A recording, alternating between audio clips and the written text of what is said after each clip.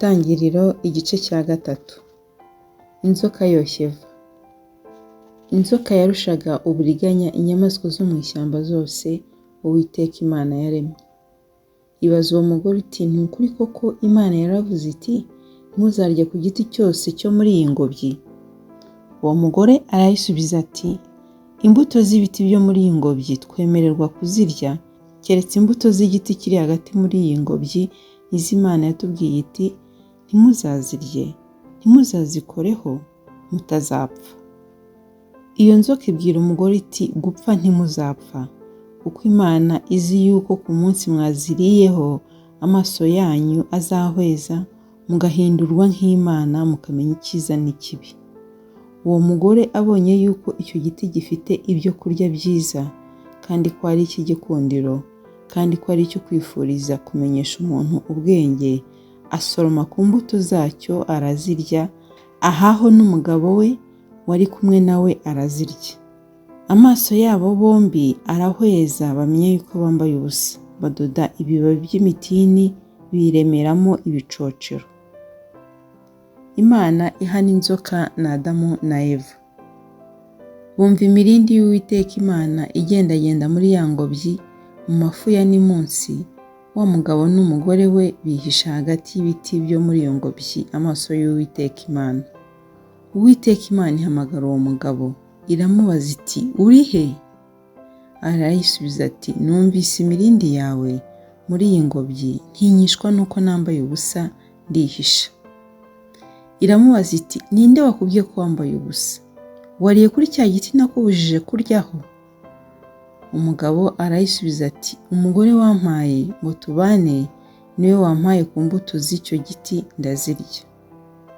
Uwiteka Imana ibaza uwo mugore iti, icyo wakoze icyo ni iki?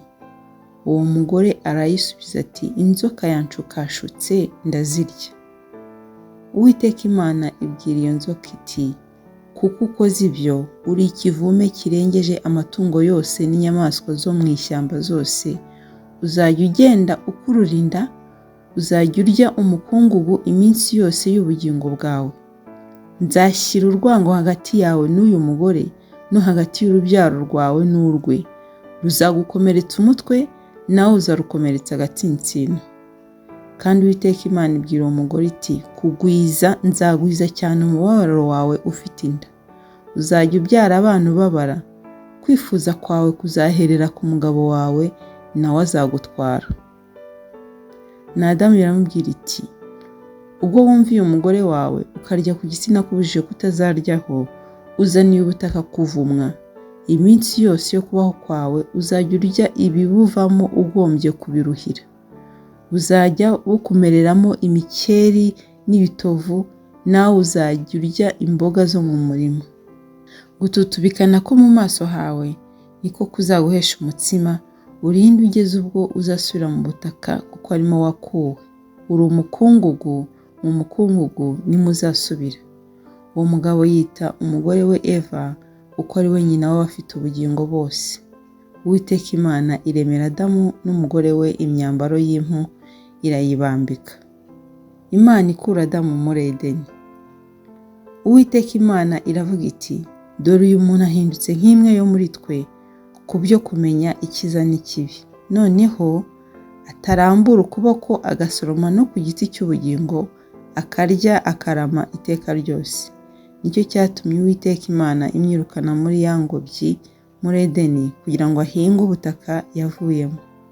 Nuko yirukana uwo muntu, kandi mu ruhande rw'iyo ngobyi yo muri Edeni rwerekeye iburasirazuba ishyiraho abakerubi n'inkota yaka umuriro, izenguruka impande zose, ngo ibuze inzira ijya kuri cya giti cy'ubugingo.